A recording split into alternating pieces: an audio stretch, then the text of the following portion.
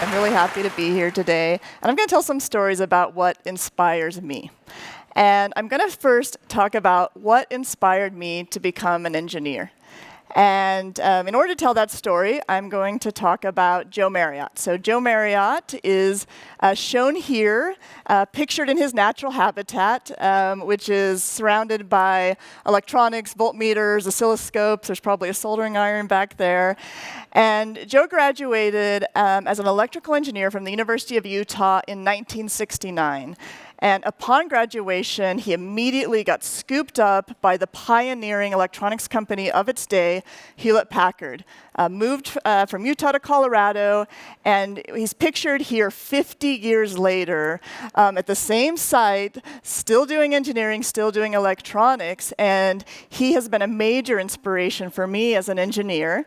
He also happens to be my dad, and so I grew up watching my dad do engineering, surrounded by engineering. My basement as a child could be a technology history museum today. I saw every generation of Hewlett-Packard technology, computers, calculators, voltmeters, oscilloscopes. And so I was inspired to be an engineer because I had a role model, and I had a lot of engineering role models around me. And this is something I think a lot about today, and thinking about all of those potential engineers and scientists out in our community, and what we can all do to make sure that all of them have role models. My dad was the first generation to go to college. He didn't have role models of engineers, but I was very fortunate that I had him to inspire me to go into engineering. Okay. Did it change? Okay, so that was my dad in his natural habitat, surrounded by voltmeters. I'm a biochemical engineer by training, and so my natural habitat is shown here. This is me at Recursion, which is where I work today. And my natural habitat is being surrounded by places where biology is going on. And so I engineer biology in order to make medicines. And I've been doing that for 25 years now. And so I now get to work here in the BioHive at Recursion. But I'm actually going to go back to the first job I got out of college. Young, excited biochemical engineer, and very much like my father getting the opportunity to go to Hewlett-Packard in 1969, 1970, I got to go to the industry-defining company of the biotechnology industry at that time in the mid-90s, which was Genentech. And so my first job at Genentech was working in a facility somewhat like this, but it's a little bit more dated, obviously many years ago. And what I got to work on, I was working as an automation engineer, and at the time, we had just started to we were on the verge of antibodies that could be used to treat cancer. So this was a totally new modality, a new way of treating cancer at the time. And the company had just gotten fantastic data that showed that this drug, what would become Herceptin, could actually take women with very aggressive breast cancer and actually treat them. And this was the first treatment available for these women. The problem was the technology, the engineering, wasn't there yet to even make enough of this medicine at scale. And so we were scrambling. Women went into a lottery system to find out whether or not they could get access to the only drug that had ever been shown to impact their disease. And this was a very aggressive form of breast cancer. So this was the engineering problem that I got to work on my first job out of college, and I was hooked. This is why I stay in this industry. And so that kind of leads me to the next thing that inspires me. It's not tennis, although I actually really love tennis. But I'm going to tell a story about people who suffer from disease. And this is the thing that inspires me to stay in the medical research industry. We've heard a lot of things today about all of the different challenges in disrupting medicine, in making medicine and healthcare better. It is a hard thing to do. It is hard. The science is hard. The regulation is hard. The reimbursement landscape is hard. So why do we stay in it? And I've had these moments in my life, in my career, like a moment that I had a few years ago, actually here in Utah, and I was on a tennis court. So the moment was, I was playing tennis. It was a very hot day. It was a singles match. We had a grueling match. We got to the end. I lost, which is unfortunate. I don't like to lose, but it's okay. It's all for fun. we came off the court, and I was talking to this woman that we've been playing tennis with, and we got to talking about what we did. And I kind of mentioned, oh, I was in biotech. I just actually moved to the state from the San Francisco Bay Area. I'd worked many years at this company called Genentech. And she stopped. And she looked at me, and oh my gosh. And she said, I'm a breast cancer survivor. She was like, I was on Herceptin. Which is the drug that was the first drug that I'd had this opportunity to work on in my career. And I was looking at this woman, and she wasn't just a cancer survivor. She was thriving. She just kicked my butt in tennis, and I'm pretty good at tennis, right? And those are the moments that just make me feel so inspired to stay in this industry, to be able to work in this industry, and so happy to be able to do it here in the BioHive. Okay, so I started this talking about my dad, what inspired me to go into engineering, talking about people that are suffering from disease, what inspires me to stay in medical research. And so I had a really great opportunity about 3.5 years ago. Chris Scripson, the founder and CEO of Recursion, reached out and said, why don't you come join Recursion? And I will admit, at the beginning, I was really hooked. Recursion, for those of you that don't know, we're industrializing science. We have a lot of robots. You can see that in this video here. We're taking advantage of these converging technologies in robotics, in computing.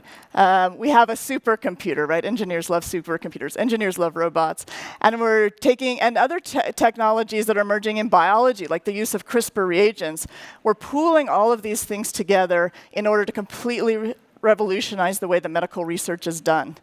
And so this opportunity to combine, what I love with engineering with the opportunity to truly help have a massive impact on the life of people that are suffering with disease over a long time frame, it was very exciting. I will be honest, at the time, moving to Utah wasn't in my plans, and that was a little bit daunting. Even though, I talked about my dad being from Utah, I'd actually never lived in Utah before, but it's actually turned out, being here and actually being part of the BioHive has been an absolute delight. And that actually leads me to my last story. So I talked about my dad inspiring me to go into engineering. And this is a picture of my mom. And my mom has really inspired me to grow into the woman and leader that I am. And this is a picture of my mom, 2 pictures. One when she was 2 years old. So my mom, and this is obviously a colorized picture. It looks like they decided she had to have blue eyes back then. But when she was 2 years old, this picture was taken in Carbon County, Utah. So Carbon County is kind of in the center of the state. It's a rural county, and by the name Carbon, it's a coal mining county. So my mom was born in a small coal mining town. My grandfather's a coal miner. My great-grandfather's a coal miner. And so my mother, coal miner's daughter, born decades ago in rural Utah. The other picture here of my mother is when she was 20 years old. My mother and father met at the University of Utah. My mother, who was a coal miner's daughter, through pure determination, intelligence, and hard work, managed to get a college degree. First person in her family to go to college, not the first woman, the first person in her family to go to college. Didn't get 1 degree, got 2 degrees. She got degrees in economics and in history. When she came out and graduated, like all of us, we get our degrees, we go to get a job. She went to her first job interview, and she got asked 2 questions. Do you like to party, and are you going to get pregnant? Can you imagine overcoming every possible obstacle in terms of financial hardships, being a woman in the era that she was in, graduating from college, and that's going to your job interview, and that's what you get asked. She stood up and walked out, obviously. She finally did get a job, and when she got a job, she got paid less than men doing the exact same job. Married men made the most, single men made a little bit less, women made a lot less, and when you got pregnant, you had to leave. So this is the world that my mother was born into. And honestly, this was one of the barriers when I first thought about moving to Utah. I have a daughter, and I kind of grew up, honestly, with some of these stories in my head about my mother's experience living here. But fast forward to 2021, and and I work at this company, Recursion. We have hundreds of employees here in Salt Lake City, and we have incredible gender diversity. We're more than 40% female, and this is a biotech company. We have a pipeline problem in technology as well as biotechnology. So this is something to be incredibly proud of no matter where you're located. This is a very intentional choice. It took me several months and a lot of conversations with Chris to choose to come to Recursion. And there was a moment when he said to me, he convinced me he was very dedicated to things like the Parity Pledge, to building a diverse company, gender and otherwise. And he said, think of how much impact you can have in this community and by moving here.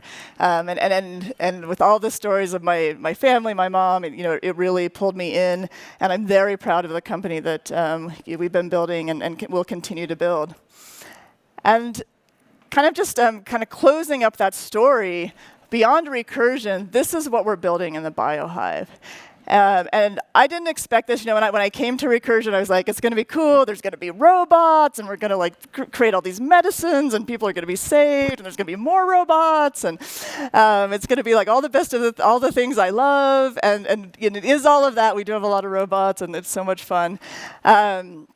But I've actually really got excited about the BioHive and the fact that we're building a new type of biotechnology hub, and we're building it in a way that's going to include a lot more voices than even the hub that I grew up in the Bay Area. And just kind of close on the thought that a couple of years ago, our vice president of data science product, Lena Nilsson, she put an op-ed in the Salt Lake Tribune. And it actually created a bit of controversy, and she said that we're poised to have Utah be the best place for women in technology to work. And it caused a little bit of controversy because that's stereotypically might not be what you would imagine for Salt Lake City or Utah. And her point was that we are building this ecosystem now. We're building it. We have this opportunity to grow it and shape it and do it with the kind of talent and including the voices that we want. And I think just seeing this BioHive track today, seeing Chandana, the executive director of Altitude Labs, which was in the video behind me, seeing Katie Rose, one of the founders of Know It in Medicine, that's actually incubating at Altitude Labs, and actually seeing how this BioHive is growing and the inclusivity that's existing, I actually really believe Lena is right, and I believe in that vision. It inspires me a lot, and hopefully it inspires all of you. Thank you.